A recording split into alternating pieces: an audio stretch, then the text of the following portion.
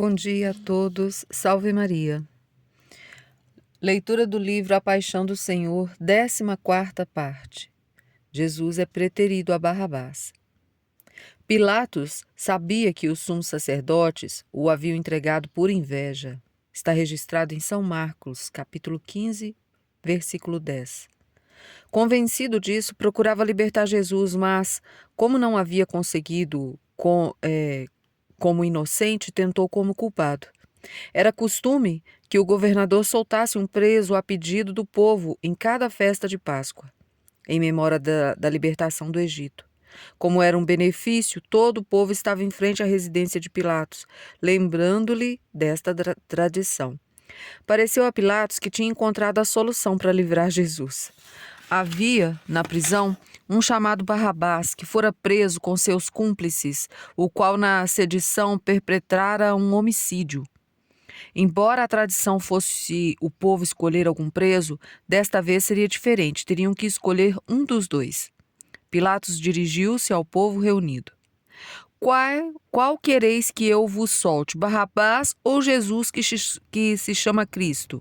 Está registrado em São Mateus capítulo 27, versículo 17. Como sabia que era por inveja, não acreditava que se atreveriam a escolher um assassino no lugar de Jesus. Mas venceu a maldade, a inveja dos sacerdotes. Ao ouvir a pergunta do governador, sabendo que o povo admirava Jesus por seus milagres e ensinamentos, se espalharam pelo povo para subornar e convencer, que pedisse a libertação de Barrabás e fizesse morrer Jesus. Argumentaram que Barrabás era realmente um assassino, mas pior é querer destruir o templo. Caso Barrabás não se endireitasse, poderiam depois prendê-lo de novo, mas com certeza ficaria tão agradecido que fatalmente se comportaria bem. Que Jesus era presunçoso e nunca agradeceria a liberdade, continuando a colocar a nação em perigo. Se não fosse agora, depois seria tarde para consertar o dano causado. Que o governador tentava enganá-los, porque se escolhesse quem estava contra César, seriam convenientes e os romanos os aniquilariam. Seriam coniventes e os romanos os aniquilariam. Foram com estas razões que os pontífices instigaram o povo para que pedissem a preferência que lhe soltasse Barrabás.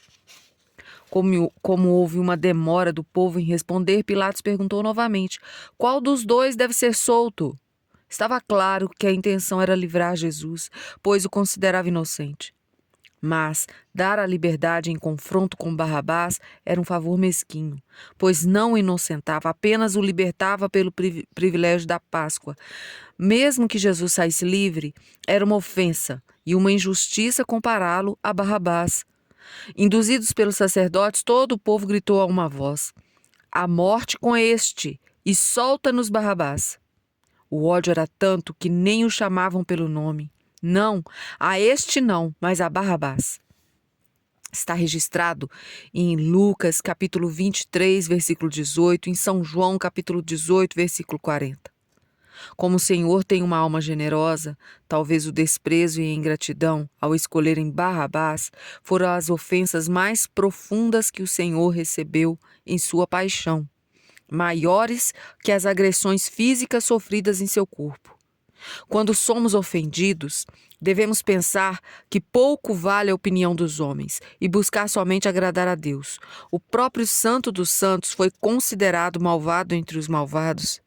Era desprezado, era a escória da humanidade, homem das dores, experimentado nos sofrimentos. Como aqueles diante dos quais se cobre o rosto, era amaldiçoado e não fazíamos caso dele. Está registrado em Isaías, em profecias. Esta foi a grave acusação que Pedro lançaria sobre eles. Mas vós renegastes o santo e o justo, e pediste que vos desse um homicida. Matastes o príncipe da vida. Está registrado em Atos dos Apóstolos, capítulo 3, versículo 14 e 15. Esta escolha acarretou para os judeus a destruição da sua cidade, o fim de Israel como nação e a morte e sujeição de muitos, e podem estar pagando até hoje. Pilatos, ainda desejando libertar Jesus, intercedeu de novo. Que devo fazer com o rei dos judeus? Nomeando como rei, os envergonhava, pois não poderiam dar uma morte de cruz. Seria uma desonra muito grande, mas eles só desejavam uma coisa, a condenação, e gritavam repetidas vezes: crucifica-o! Pilatos insistiu com mais força. Mas que mal fez ele, então? Não achei nele nada que mereça a morte. Irei, portanto, castigá-lo e depois o soltarei. Está registrado em São Lucas, capítulo 20, versículo 22. Capítulo 23, versículo 22. Quanto mais o defendia, mais os pontífices ficavam enfurecidos e gritavam para crucificá-lo. A boa vontade do governador estava sendo dominada. Pilatos manda açoitar Jesus.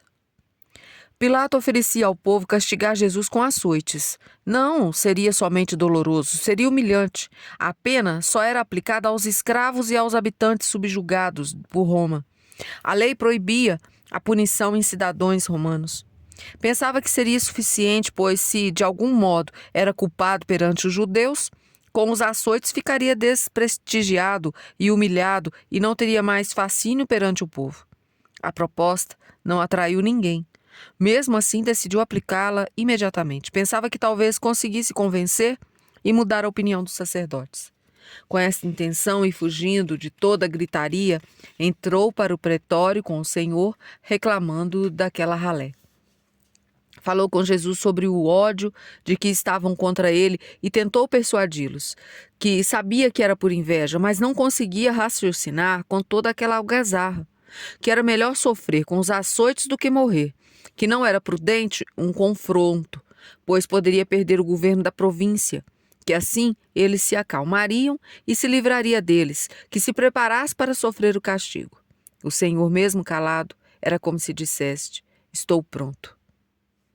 Desde a planta dos pés até o alto da cabeça, não há nele coisa sã. Profecia registrada em Isaías, capítulo 1, versículo 6.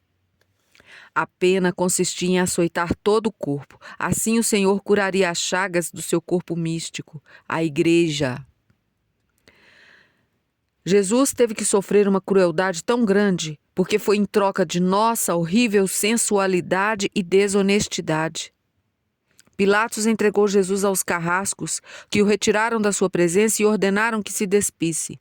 Ele, ultrajado, não retribuía com idêntico ultraje. Ele, maltratado, não proferia ameaças. Enquanto era despido para receber o tormento, os verdugos, com pressa, começaram a insultar e a rasgar suas vestes. O mais formoso corpo, concebido sem pecado, unido à divindade para honrar toda a criação e que, ao contemplá-lo, pudéssemos dar graças a Deus, estava desnudo, bem ali no pretório, e foi açoitado na frente de todos. Os executores começaram os açoites. Amarraram com força as mãos do Senhor em uma coluna para que não se soltasse pela crueldade e violência usada durante a sessão. Não era necessário atar o Senhor. Mesmo livre, aceitaria pacificamente, pois estava preso por amor. Se não fosse por amor, nada poderia segurar Jesus a uma coluna. Castigaram conforme o costume romano. A punição era mais cruel entre os romanos que entre os judeus. Existiam vários instrumentos de tortura. O latego tinha 3 tiras de couro duro amarradas a uma vara curta. O fuste era uma simples correia de couro. O pior de todos era o flagelo, que era um latego com bolinhas de metal e pedaços pontudos de ossos amarrados por arame na ponta. Os verdugos se revezavam na aplicação. Segundo parece, eram 6 que descarregavam toda a força, os golpes nas costas do Filho de Deus. Jesus flagelado por nossa culpa. Devemos entender como somos valiosos. Fomos comprados a um preço muito alto. Estamos em dívida com quem pagou por nós. Não podemos voltar à escravidão do pecado. Precisamos valorizar a grandeza do nosso resgate. A coluna em que estava preso era baixa, de modo que as costas ficavam arqueadas e esticadas, deixando assim uma área maior para os açoites. O flagelo acertava desta maneira o corpo todo. Não sabemos o número de açoites. era costume, o santo sudário indica um número superior a 120 golpes e mais de 700 feridas decorrentes dos açoites. O flagelo acertava desta maneira todo o corpo. Não sabemos o número de açoites, mas hoje em dia já sabemos. Era costume romano deixar a cargo dos carrascos e a resistência do condenado. Não podiam ser poucos os açoites, não só pela crueldade dos verdugos, mas porque eram muitos os pecados da humanidade que o Senhor tinha que saldar. O profeta havia falado do estado depois da flagelação. Não tinha graça nem beleza para atrair nossos olhares, e seu aspecto não podia seduzir-nos. Tudo é uma ferida, uma contusão, uma chaga viva. Se tudo isso sentia o profeta tão longe no tempo, em Isaías, imagine o que sentia sua mãe que estava próxima do local. Todas as mães sofrem pelos filhos. A Virgem Maria sofreu mais, porque seu filho era Deus, derramou tantas lágrimas quanto foi derramado o sangue de seu filho. A Virgem Maria contaria aos ausentes que durante a paixão do filho sentiu em sua própria carne o primeiro açoite. Recobrando-se, viu o corpo de Jesus todo chagado, que os viu rasgando a carne até aparecerem os ossos. Somente a Virgem Maria sabia reconhecer plenamente o amor que Deus tinha pela humanidade, não poupando o Filho único. Ela também se unia à entrega com todo amor para que todos os homens fossem salvos, desejando que todos reconhecessem o imenso benefício do Senhor para com eles. Existe alguém tão cego que não o conheça? Tenha um coração tão duro que não fique contrito e rendido aos seus pés? Qualquer pessoa teria compaixão de alguém para salvar um ladrão, fosse preso pelo seu crime e vendesse todos os bens para pagar por um crime que não cometeu. Se este beneficiado, embora ladrão, fosse um homem de verdade, ficaria envergonhado por outro estar preso e na miséria por sua culpa. Sem demora confessaria que era o culpado e o outro inocente. Porventura posso restituir o que não roubei? Está registrado em Salmos 68, versículo 5. Nosso coração é ingrato se não reconhecesse os pecados feitos contra Deus. Nosso coração é de pedra se não chora implorando perdão. Quando o fiador liquida a dívida, o devedor fica livre. Assim é a justiça de Deus. Uma vez que Cristo pagou por nós, não pede nada, apenas deseja que aproveitemos a graça. A redenção foi algo de tão grandioso e generoso que, embora seja uma graça imensa que Deus perdoe as ofensas dos homens, maior ainda é o pagamento que Jesus Cristo realizou por nossas dívidas. O homem merecia ser preso, que escarnecessem dele, que lhe batessem, lhe castigassem com açoites e depois o matassem. Mas quem aceitou isso foi um homem que ao mesmo tempo era Deus.